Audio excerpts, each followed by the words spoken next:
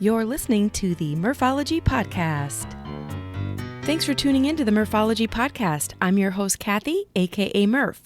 I'm here to share with you interviews about biking experiences from bicyclists who have pedaled to great places all over the U.S. Each week we will get to know new people and explore new destinations to ride your bike. As you listen to the amazing adventures people share, you may wonder, why haven't I done that? Well, on the show today is Kristen Musatelli Heath. Did I say that right? Yeah, you did an awesome job. Awesome. Well, how are you doing, Kristen? I'm doing really well. Thank you. Good. Well, we have been talking before we push record, so I already feel like I know you and I would love to ride bikes with you sometime, but I'm pretty sure that you live nowhere near Iowa. I do not live near Iowa. I would also like to ride bikes with you. Yeah. I feel like we would have a lot of fun.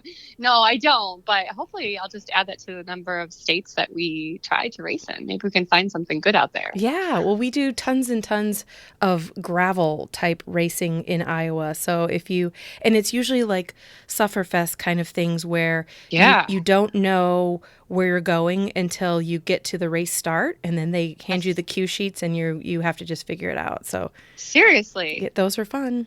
So that sounds amazing. Yeah. I have not done a race like that yet, so I'm definitely adding that to the bucket list. Well, That's so cool. Why don't you start out by telling us a bit about where you do live and what the bicycling culture is like there? Yeah. I live about 15 miles north of a city called Syracuse, New York, which is right smack in the middle of New York State. But a lot of people know it because we have a big basketball team. Oh, sure. Yeah, Syracuse, the Orangemen. Yeah. And we actually, upstate New York, if you've heard anything about it, is exactly what it's rumored to be. We get all of the seasons and then like extra seasons. So we get weather that is pretty epic here. Not as epic as some of the places I've been, but still pretty epic. Mm-hmm. Lots of snow. We do definitely experience all of the weather. We can have 20, 30 degree temperature shifts in a day. That's not unusual here. And it's a really very pretty area to live in. And as far as biking goes, the biking culture, it is pretty intense. There's literally, because we have all 4 seasons, we have all kinds of biking. Mm-hmm. So fat biking is very popular, and fat bike racing is definitely increasing here. Mm-hmm. We have, I think the only thing that we don't have a lot of in this particular region, but we do have it all around us, is we have a lot of good mountain biking trails. We really don't have any mountain bike races, which is kind of interesting. Mm-hmm. We had at one point in time a really big boom. We were at one point the fastest growing region for a triathlon in the country. Mm. That has since waned a little bit, but we still have a pretty good and strong culture around that. We have a lot of road racing around here and a really rapidly growing cyclocross scene. Okay. So, mm-hmm. Particularly women in cyclocross here has, I'd say, quadrupled over the last 4 or 5 years. So that's been really exciting. Mm. And we have some really we do have a lot of gravel riding here also. So we do have a lot of seasonal roads. And that's typically where you get a lot of that a lot of good elevation gains, mm-hmm. and kind of those dirt gravel type terrain that make for good gravel racing. So mm-hmm. there's a lot of bike culture here, a lot of different kinds of racing. There's pretty much just about every kind you can think of except for track. I've raced crit, I've raced all kinds of things in this area. So we're really lucky. And then the only other thing I'll say about this that people don't think about is in areas with a lot of snow, particularly us, we have extremely wide shoulders on our roads because we have so much snow, right? That's got to go somewhere. And that makes for really fantastic riding. When you think about it, like a lot of space.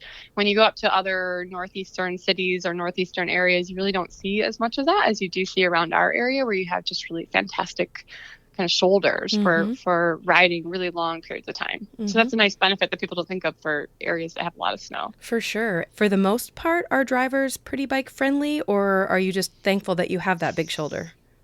I think we're really thankful that we have that big shoulder, unfortunately. Yeah. And I see more and more people gravitating towards off-road for just that reason. And I think mm-hmm. just as by and large, this is not new to anybody, but I think across the country or as a culture, we're seeing just generally people are much more distracted while they're driving. Mm-hmm. And we have a really bike-friendly, I think by and large, bike-friendly society in this region. We don't see a lot of that aggression towards cyclists necessarily that you kind of read about or see about in other places. But it's still we get a lot of people driving really fast and that are distracted, especially Sure. out in roads with like lots of space. And Mm-hmm. I think more and more people are gravitating to getting off the roads for that reason. Well, you've mentioned all different kinds of ways to bike, but do you have a couple of like great places that you love to go when you have like an afternoon off or the weekend? Yeah, there's right around here. I mean, there's if I have time to drive, there's some great places I drive to. But right around here, there are actually some really wonderful trails that have been getting even more wonderful over the last couple of years, thanks to some really hardworking people that maintain our trail system. But we have there's a state forest rather called Morgan Hill. That's some really nice single track that's been getting groomed and built out, and you probably got it's not extensive, but really nice, all different kinds of little technical pops and things like that. It's really Mm-hmm. fun. And then you've got a state park where unfortunately they haven't been as friendly to some of the trail expansion there, but we are seeing progress, but still some really nice riding. That's probably one of my favorite places to ride. That's called Green Lake State Park. Mm. And then, there's just some nice, if you're in it just for like an afternoon or want some easy zone 2 riding, we're really lucky because we have some nice canal trails, like really extensive, very long wreck trails that used to be, kind of rail beds, and the Erie Canal, which is famous, right? Runs right through Syracuse. Yeah, so we have that, and that connects some parks and other things as well. So it's really a nice, there's a lot of nice riding around here. Those are some of my favorite areas right in this particular region, probably within like 20 miles. And sounds beautiful just by your description you gave. Yeah, they're really nice. We have a lot of really green areas, forests, and really nice areas for riding. Okay, so now you're out riding.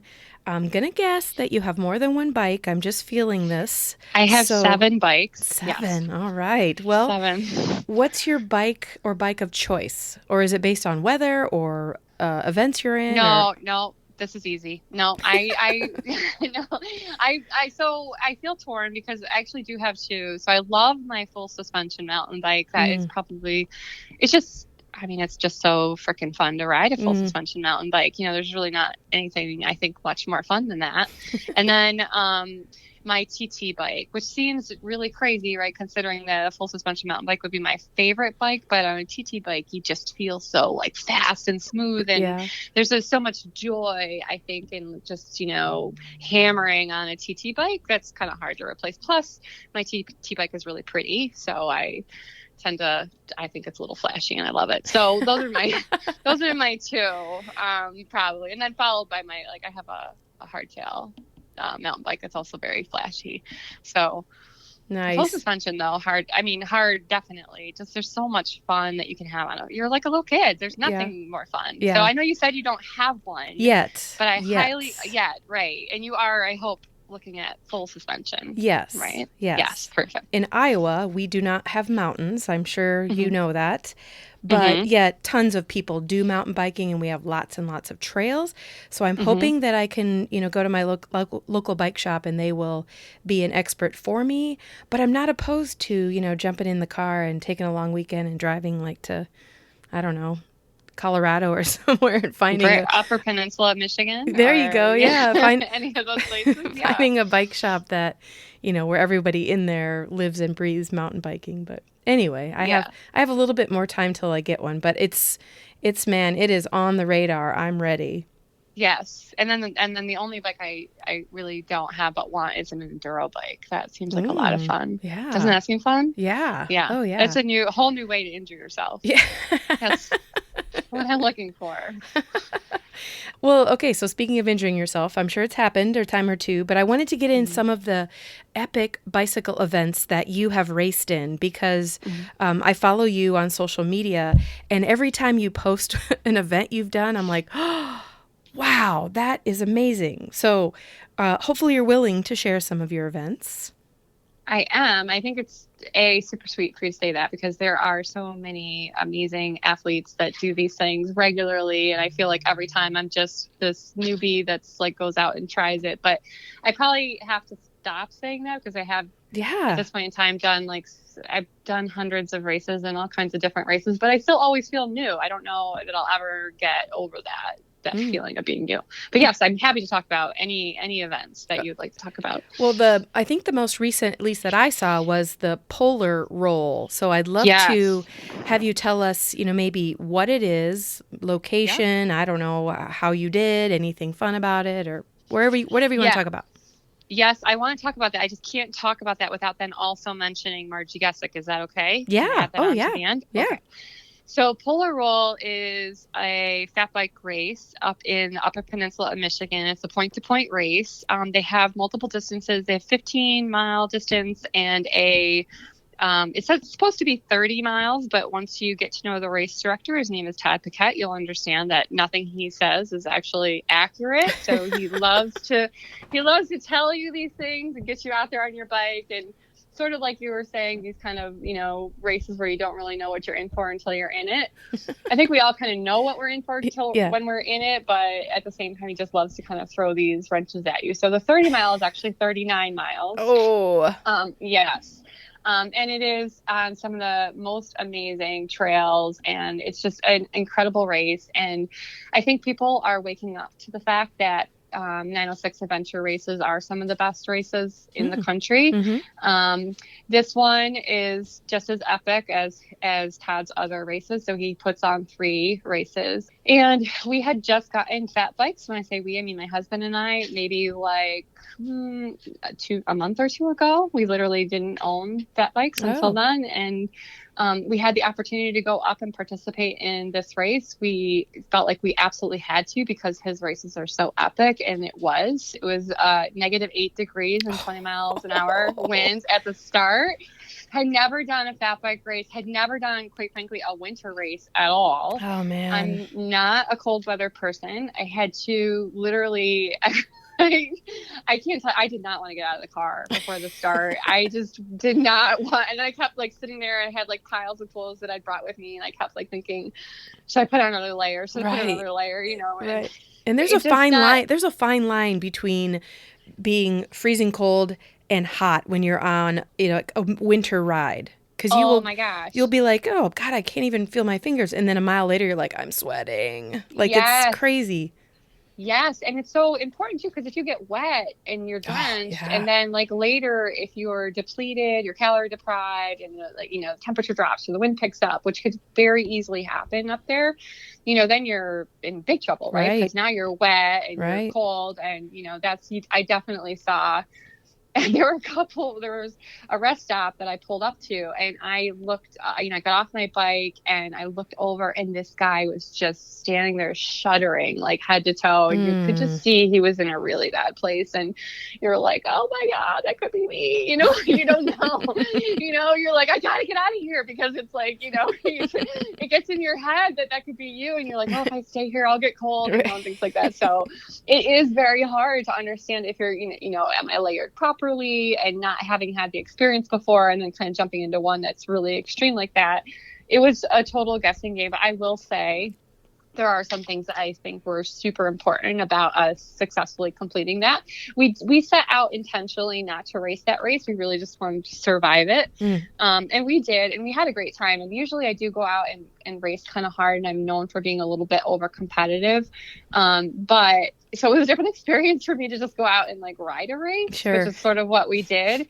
But we committed to each other that we would ride together and ride easy. And that way, if we died, we'd die together. And so we felt like, okay, this is a path that we can maintain. And so we just did it. It was really great. And we had so much fun. It's so beautiful up there. It was challenging, yet there are times that you're like, oh, I'm actually having fun. Then there are times where you're like, God, I am so miserable. And it's that Sufferfest mentality where you're like, I just gotta survive this. But it was an amazing experience. The hacks that I would say were that, we had bar mitts, but we invested in some the 45 North, kind of really extreme bar mitts, and they're a little pricier. Totally 100% worth it. I will tell you. Sure, so if you're gonna do something like that, they has to, and I am not sponsored by anybody in any way, so I can just tell you these are just 100% cold person, vouchering that these things are amazing. And then I've said this a couple times this past winter. I got finally some really intense winter riding boots, and those have changed, my life significantly. So those are two really big investments I think made it possible to do something like that. It seems silly that something like that, but really if you're able to keep your feet warm and keep your hands warm, and then you can kind of regulate your layers other than that, that's to the point you were making before.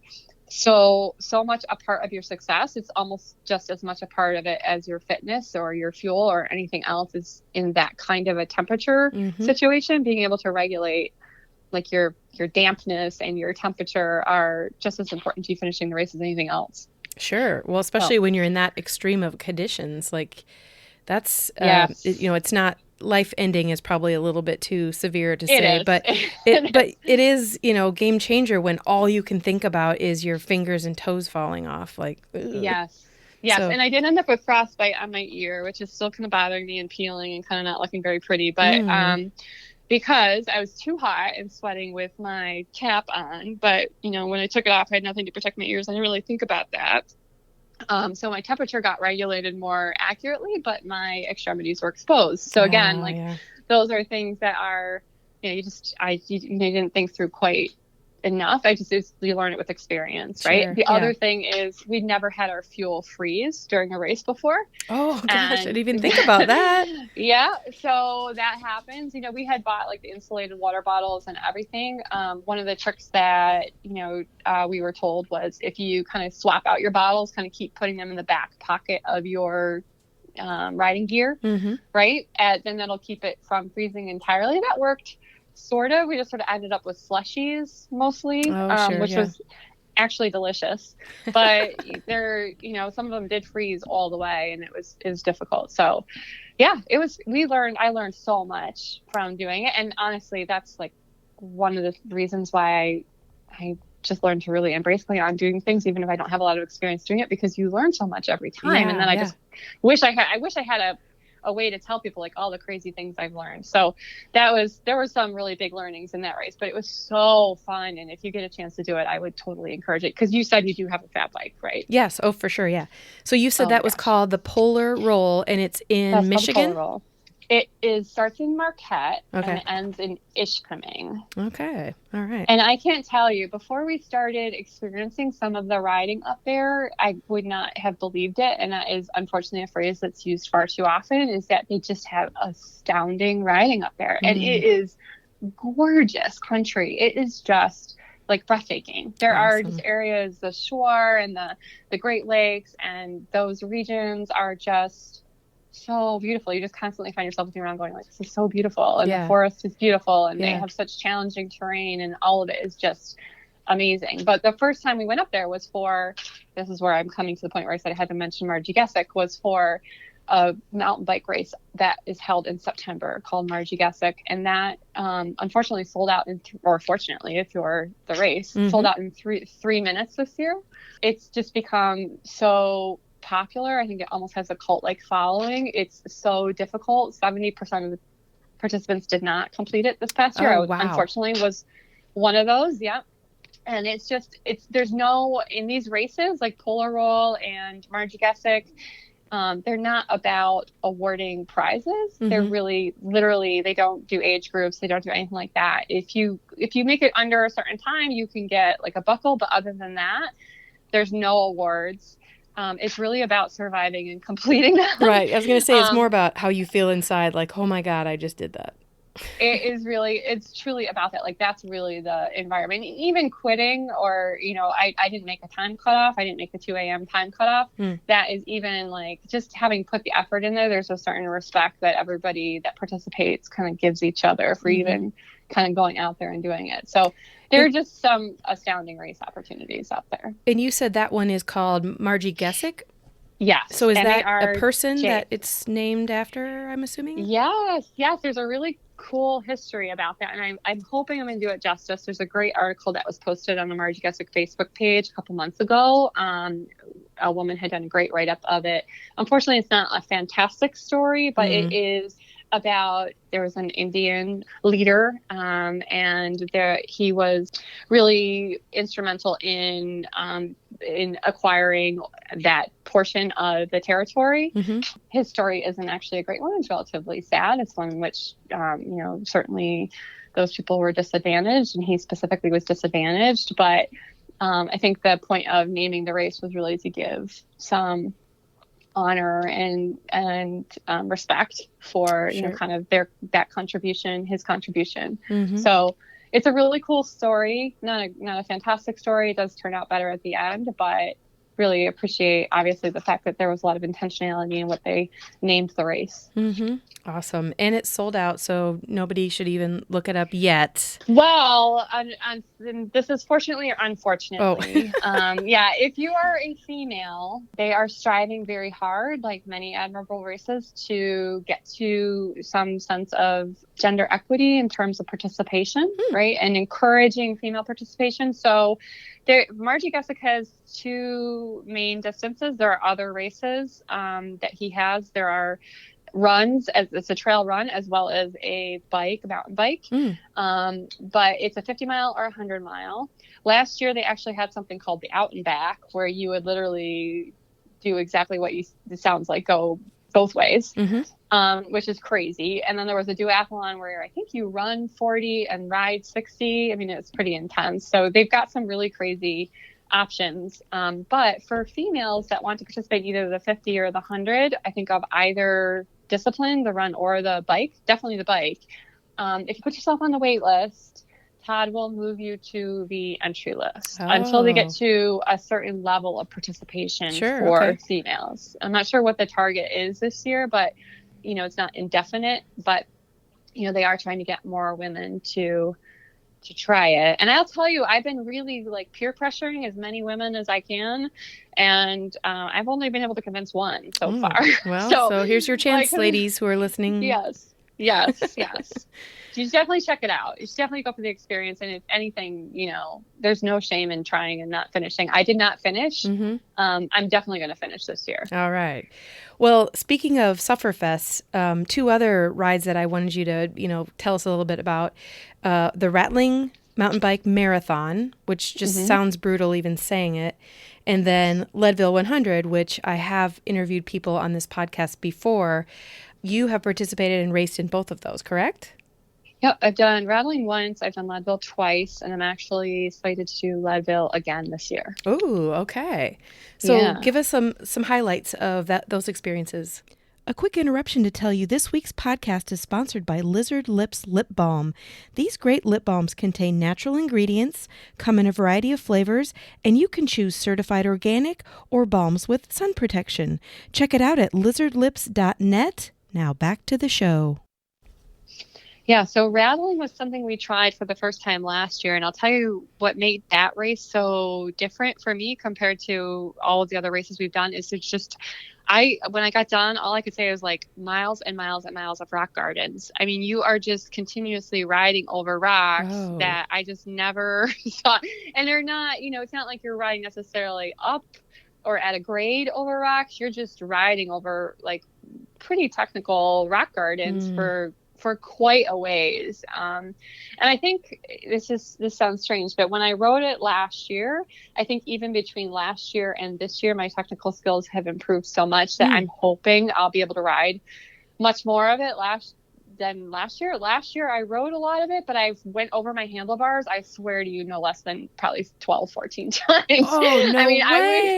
I didn't know it was possible to go over your handlebars that many times. Oh, that's how. Gosh. Yes. And then at one point you find yourself kind of standing in the middle of a river and you're not really sure where the trail is going. And it's just one of those epic races. There's some really intense long climbs. The climbs are mostly on the Jeep roads or, kind of a more of an expanse as opposed to single track, but and then there's a lot of flowy single track. I mean, there's just some great terrain in that race. It gives you such great experience and training, but that's pretty epic too. And also very beautiful. So it's kind of tucked away in the middle of nowhere.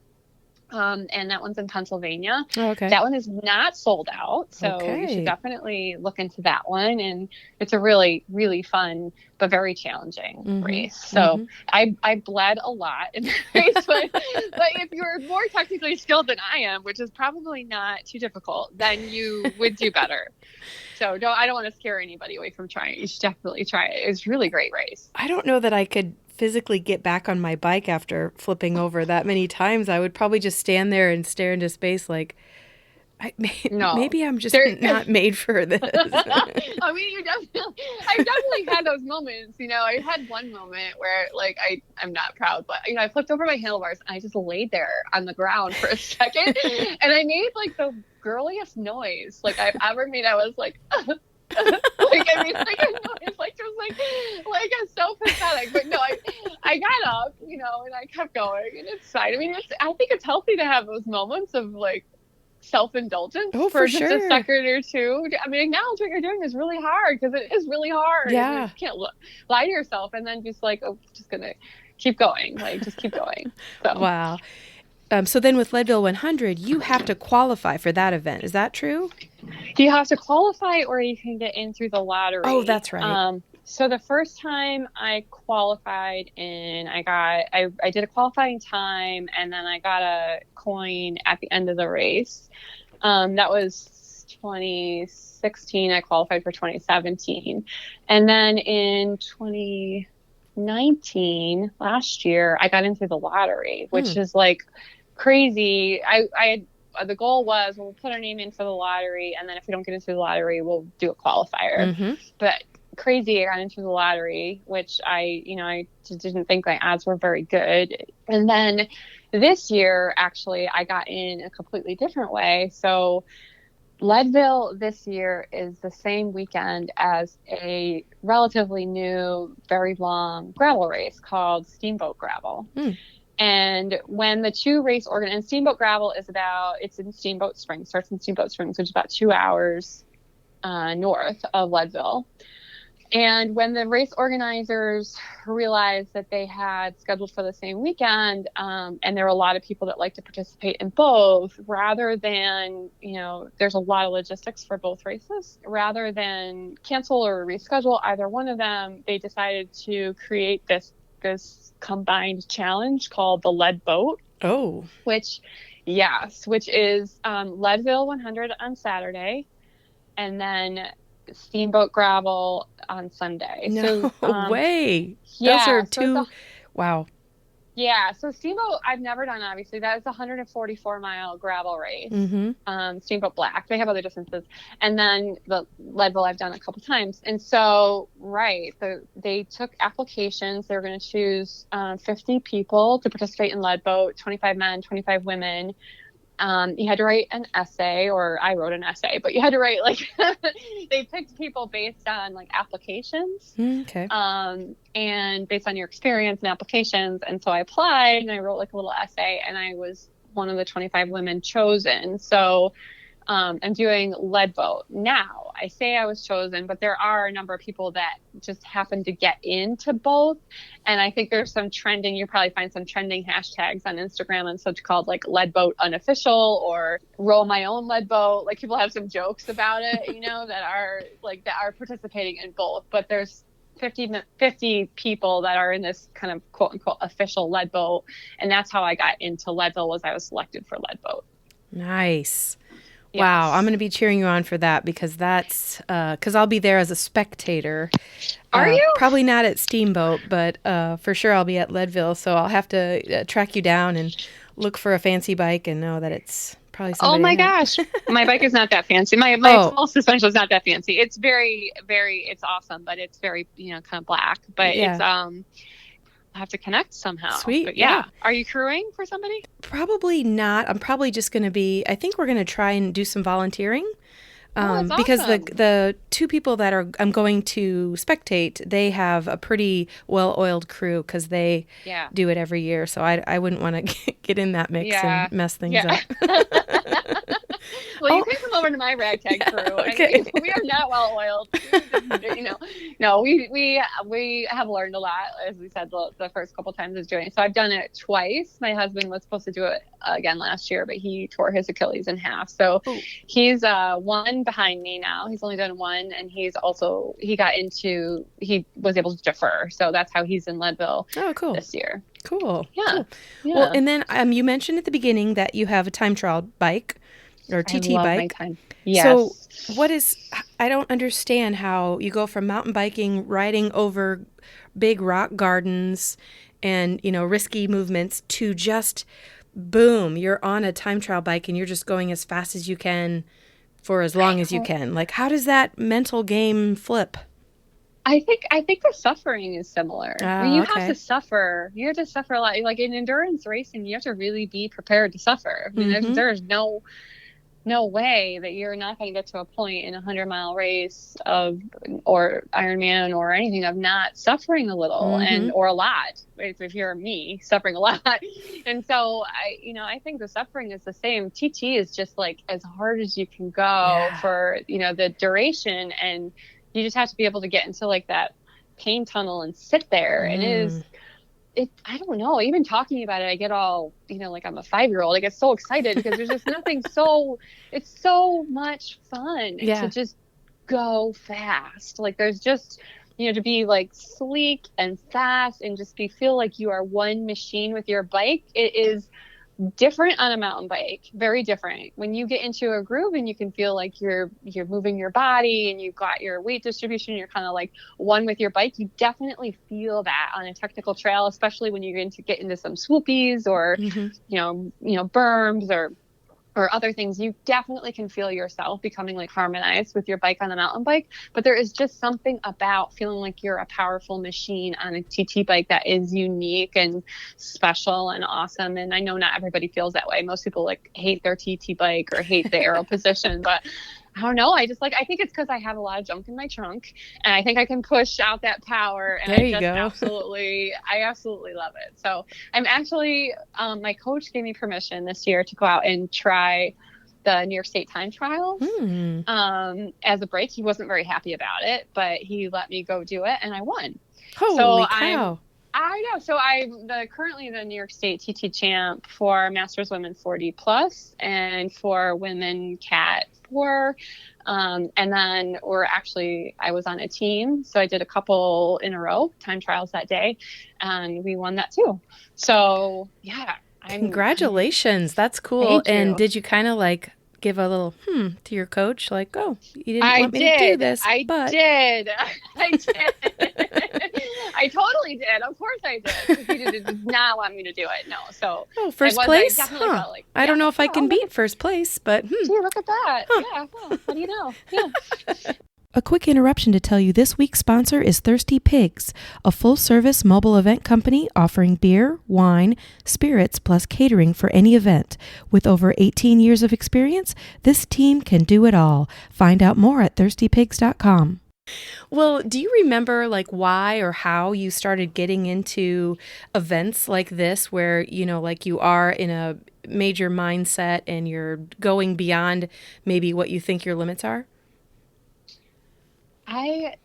So I remember when I started, so I've been in athletics since I was 5, and I'm not one of those people, unfortunately, because I really worry about this, that once I get to a point of, I struggle to just stay fit for the sake of staying fit. And I know lots of people that are amazing at just staying fit for the sake of staying fit, that work out every day or maintain a great fitness regime, and they don't really race. I am just not one of those people. Like I'm just very motivated by competition, and that's not necessarily meant in an aggressive way, although I think different people process things differently. So some people think like, well, you must be aggressive if you have to continuously compete. It's just something I feel like I just get a lot of joy from that, from pushing myself against other benchmarks really. And those benchmarks are other people or metric, or places in the race or what have you. Right. But I don't know. I've been doing this since I was 5. I, played a lot of sports my whole life. And then, I got to a point where I tried, like a lot of people, their journey is the same. I started with like a sprint triathlon in 2009. And then I, immediately went to Olympic, and then I immediately went to half Ironman, and then I've done 5 Ironmans. And then the next thing you're like, it always seems like I can't explain why necessarily. I'm always so interested in learning what there is to learn at that next step of the journey. There's so much to learn. And I'm not like the best by any stretch of the imagination. I think I'm fairly competitive in terms of how I perform against other women. I mean, I'm better at some things than I am at others. I'm always a little above average. I do well in what I try. But I'm certainly not the best. I would never say, and gosh, what's been really humbling is I thought I was a pretty fast cyclist, and then I got mountain biking, and I'm like, God, I'm terrible. I'm just not, I can't keep up with these like talented women that like really know what the heck they're doing. Like they're just amazing. Like even the women that did polar roll this weekend. I mean, or 2 weekends ago, I was taking it easy, granted, but even if I wasn't taking it easy, I'm not under any delusions that I would have done a 340, which is what some of these women did. There's just some astounding athletes out there. And so I don't know, there's just something really compelling about continuing to push your limits. And there's something so significant, I think, about what you learn in that journey, about continuing to challenge yourself and then triumphing at the end over those really dark places that we talked about, and such a benefit that you get from just living that experience. And then the other thing that I do, unfortunately, if you know me really well and you spend a lot of time around me, talk about all the time, is that we are not, I just have always felt very acutely aware that we don't get more than today, and that we were given these amazing machines. These bodies that we have are like meant to do things, and they're here to help us, like kind of accomplish great things and have these experiences. And if we're not using them, then that's, I think, kind of truly a waste in some ways. And then also just however you can find your joy and gratefulness for each day that we have. Like, to me, the way I express my joy and gratefulness for having a body that can do these things and for being alive is really to kind of go out and continue to have these experiences. That is how I show my appreciation, I think, to myself and just to whomever for just the opportunity to be here and have every day. Yeah, looking at, what you can physically do to your body, or with your body, not either one, I guess. That's one thing. You can work out, like, you can just look at anybody around you. You've got people that are all different shapes and sizes, and all of them put in different effort to make themselves, or not put any effort to make them look the way they look. But then it's also the mental side of it, like, we were talking before we pushed record that you are fighting this mental challenge of riding your bike upstairs, which we had a good laugh about it. But to me, there's the physical strength of being able to somehow put your bike tires upstairs and get up to the top. But then there's also the mental game of, if you say you can do it, eventually you're going to do it, because you're either going to keep trying or it's just going to happen. You know what I mean? Your perseverance will get you to a point where you will figure it out one way or another. Yeah. You just keep wrestling it. But yeah, no, I agree.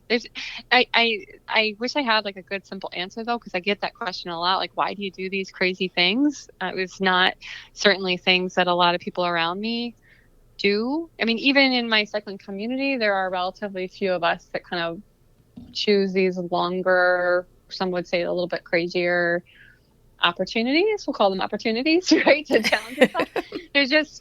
But there's something about it. It's just so rewarding to go and challenge yourself in that way and come out the other end, even if you're bleeding. Like for me, I bleed a lot, but even if I'm bleeding, like there's something that's so astounding about it. And I just can't tell you what it gives you, like in terms of you carry that around with you every day, knowing like, I did that, I just biked 39 miles in -8 degrees, and, I did this, or I did that. There's something so, I don't know, profound in what you get out of that. And so much joy of like life. I don't know. It's So I don't have a good simple answer. I wish I had a good soundbite. That would be great. I have to really work on that, like a cliche or Yeah. Well, you definitely give off a great energy and a really good positive vibe. So I'm hoping that people are listening to this right now going, I really can't do what she's doing, but I might as well try. Like, No, but you can yeah, do what I'm doing, because yeah, I started not knowing anything about what I was doing. Everybody starts somewhere, and you're it's right. really Yeah. just about saying you're going to do it. And you truly can do anything that you say you can do. It's about you and what you want. Mm-hmm. So people say like, well, I can't, work out enough, or I can't get the training in, or you can. If 9 times out of 10, I mean, certainly there are always extenuating circumstances, and sometimes you really, really, truly can't. But it's really about you and your priorities. If you say, I don't love getting up at 4 a.m. on a Saturday morning to train, but if that's what I have to do to get my training in, I'll do it. Right, right. Right. I'm not a hero. I don't love it. I'd way rather stay in bed. Right. But it is where my priorities are. Right. And you can do anything that you really say you are going to set out to do. You can learn this. It's just about how you're going to dedicate yourself to it. Yeah, that's well said. There it is. I mean, Oh, can that? you find it? I should write it down. Yeah, I know. Well, you mentioned, let's see, I think you mentioned Leadville 100, but what else is on your 2020 calendar? So we have, let's see here. We've got rattling. There is a local mountain bike race they call it a gravel grinder now. I've been doing it for 11 years. And it's called Black Fly Challenge. That's another one that's a point to point. They change the direction every year. So each year, it alternates the start location and the finish location. I have been trying like crazy. It's truly, people race it more on cyclocross bike, and there is a mountain bike category. And now there's even a fat bike category.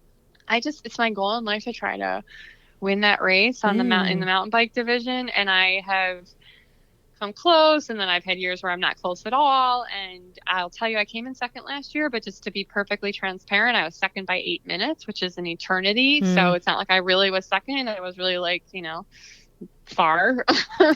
But that is a goal race of mine. It's always been a goal race of mine. I think people that know me well know that I would really love to win that race, and I don't think that certainly doesn't happen by accident. But that's on my race list. Rattling, Leadville, and so Lead Boat, the combination. I'll just tell you, that one has me truly frightened. And if we can say another cliche, I will say that it's okay to be afraid, but don't let it stop you from doing things. So I'm definitely afraid of Lead Boat this year.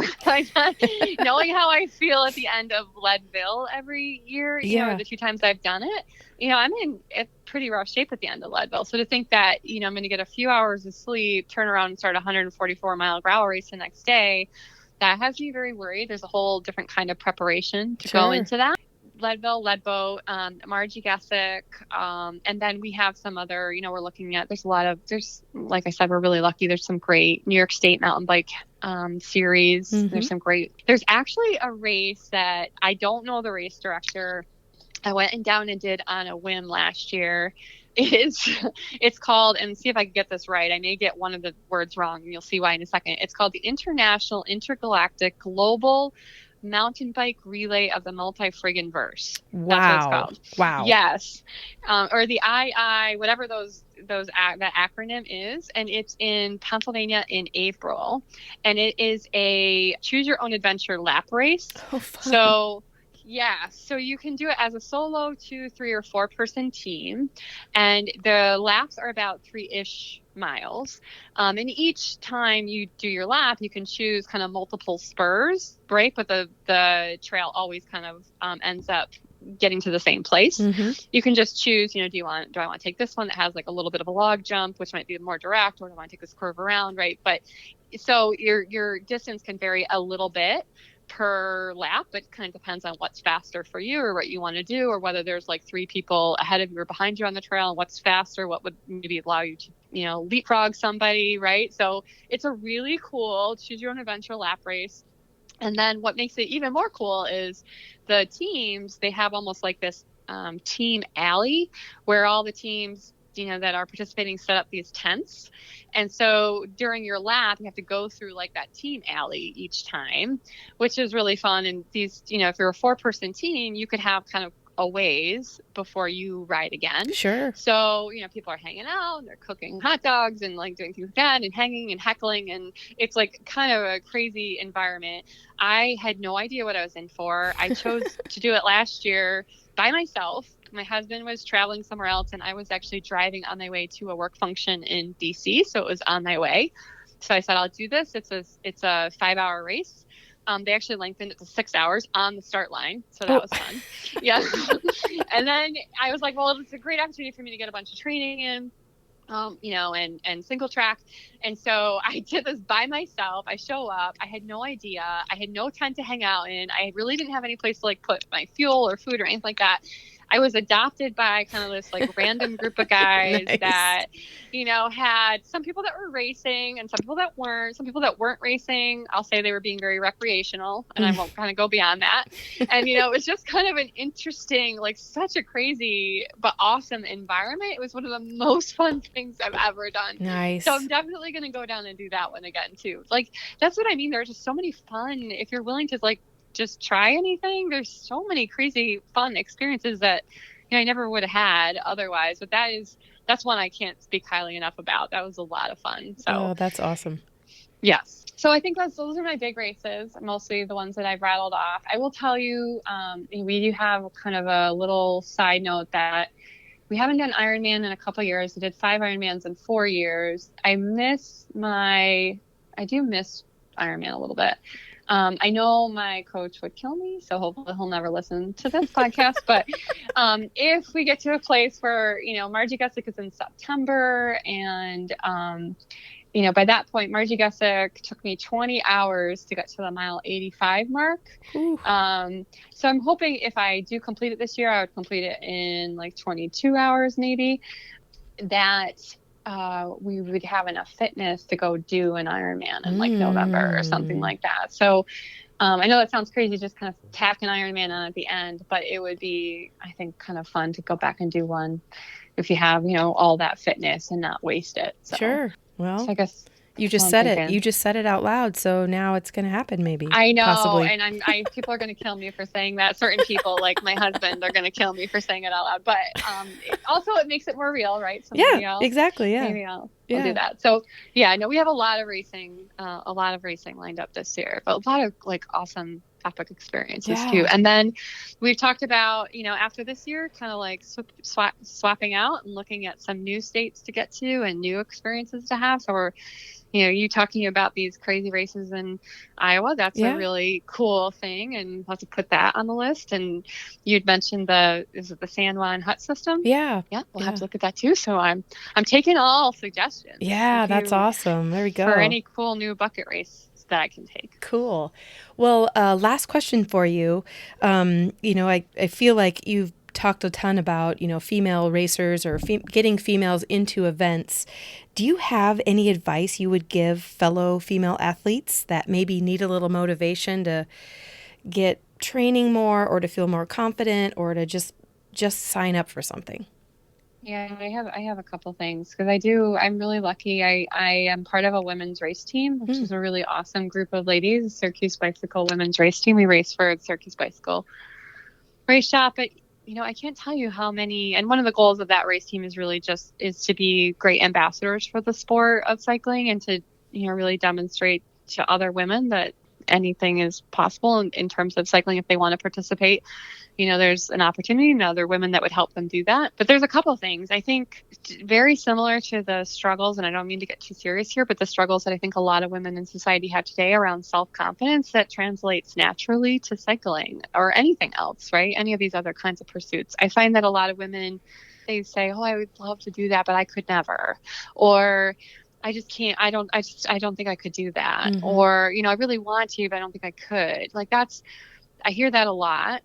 And, I'm just I just wish I could shout it from the rooftops. Like you absolutely can. And, I'm here to believe in you. And there's lots of other people here to believe in you. And there's just, if you want to, you can. Mm-hmm. That's number one. And don't let your self-doubt like I have over lead belt, like stop you, right?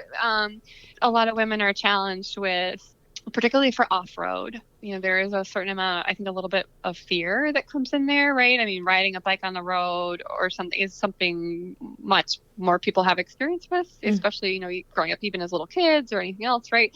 But getting off, I think people think about, and I probably don't help them with my Instagram posts, but, crashing or bleeding or other things. I do post a lot of bloody pictures. It's probably not good or helpful, but they, I think to think that, yeah, you might fall, right? That's like not the end of the world to like fall or fail in any way. I think that's another thing, right? Is to kind of remove that barrier of fear in that. And then I think also making sure that we just get more and more women to help more and more women. And it becomes a great big like pyramid scheme of women helping women. Yeah. I think that is, something else. And so each one of us, we can think about it, has almost a responsibility to, keep evolving so that we can turn around and evolve somebody else. If they play into some of your like social responsibility mindset there. I love it. Yeah. I think those are some of my biggest things. I know a lot of women that just, I hear so many times, oh, I wish I could do that. And you can do that. You absolutely can. And if you need help, just don't be afraid to put your hand up and ask for help. And I'm sure there's someone to help you. I'll help you. There you go. You just have to contact me. You've heard that I may not be the most helpful person to talk to, but I'll definitely try to help you. So, yeah. Well, you already helped me because I can't remember if we were recording or not, but I was talking about getting, my first mountain bike and going off road. And like you mentioned, the fear of falling or the fear of getting dropped or the fear of just not being good enough. But I wrote down 2 things, very important: be cat-like and relax.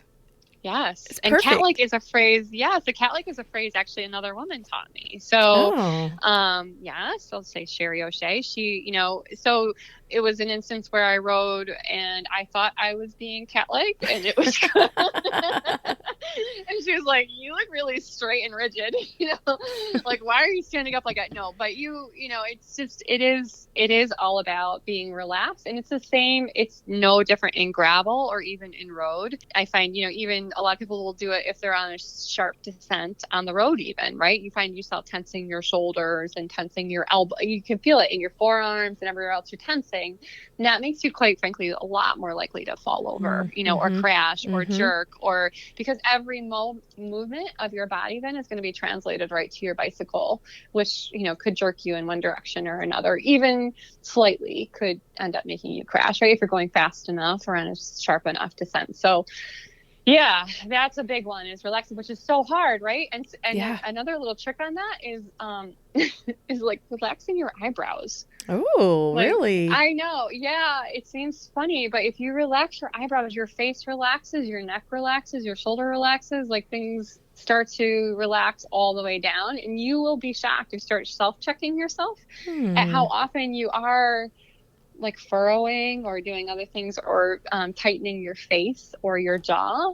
Even if you don't feel like you are, those self-checks will kind of reveal to you how often that's happening when you're afraid or when you're doing something new. Awesome. So, wow. Those are awesome tips. And we're not even here to get tips. No, we're here to learn about. I crash a lot, so I learned from that. I can tell you how not to crash. Yeah. That's all my learning. Yeah. But the moral of what you're, speaking to is that anybody can do anything. And that's a truth, so if there's people out there thinking they can't, first off, they have to decide that they can and then figure out how to do it, whether it's, get out there and train or hire somebody to help you coach or buy a bike, whatever it takes. You can do it. Watch YouTube videos. Yeah. I mean, there's so much information that's even just out there, and I can't tell you how often, my coach has sent me a YouTube video that has turned me on to another YouTube video that has turned me, it's just, there's a lot of information out there. Yeah. It's just, sometimes not knowing what exactly you're looking for. So just being put on the right path is oftentimes, helpful enough. Well, Kristen, this has been awesome. Thank you so much for being on the podcast. Oh my gosh, you gave me a chance to talk about cycling for an hour. That's like the best present ever. So thank you for inviting me. And I look forward to seeing action like what happens on your next events, and even if it's the falls or getting up the stairs, whatever, it's really a joy. All right. Thank you for having me. Thank you. Well, that's it for this week. If you have a moment, please go to your favorite podcast platform and subscribe, rate, and review the Murphology Podcast. Also, check out murphologypodcast.com to find all kinds of great info. You can even email me your topic ideas at murphologypodcast@gmail.com. I'll leave you with this quote from the Unwritten Book of Murphology. This quote is from John Acuff. Be brave enough to be bad at something new. Think about it.